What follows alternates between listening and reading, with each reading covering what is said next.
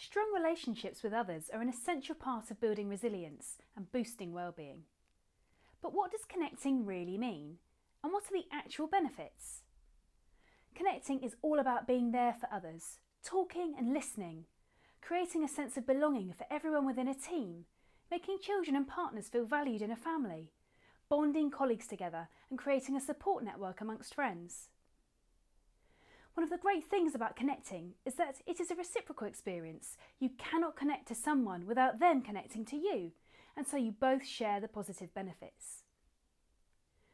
A key thing to remember is that different people connect in different ways, and therefore you will need to utilise multiple forms of connection as you explore ways to connect with the people in your life.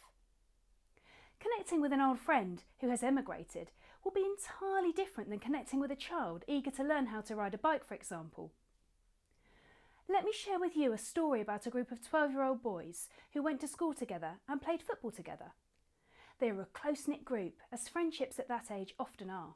Then came the COVID-19 lockdown. Their parents tried to facilitate online video group calls, but one of the boys, Adam, struggled with this form of communication.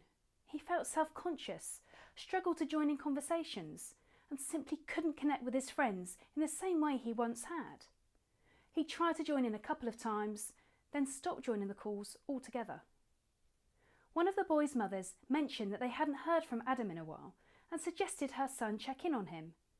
"I don't think boys really need checking in on," her husband replied with a chuckle. But of course, this couldn't be further from the truth.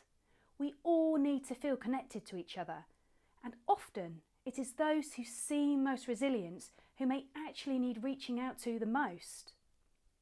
Before lockdown, as well as playing football, the boys had also enjoyed playing video games together, and so the mum contacted the other parents and set up an online video games tournament. The boys could talk to each other through their headphones without seeing each other's faces and play the game together at the same time.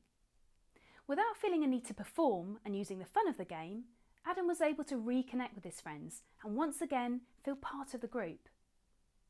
This is a good example of where an established way of connecting, virtual calls, actually resulted in someone feeling left out and less connected to the group. By coming up with a new way of connecting, the boys were able to ensure that every member of their friendship group felt valued and connected to them, despite the challenges of the COVID lockdown. As you work through your tasks for today, take the time to think about the people in your life and the ways in which you could better connect with them, paying special attention to making that connection specific to that person.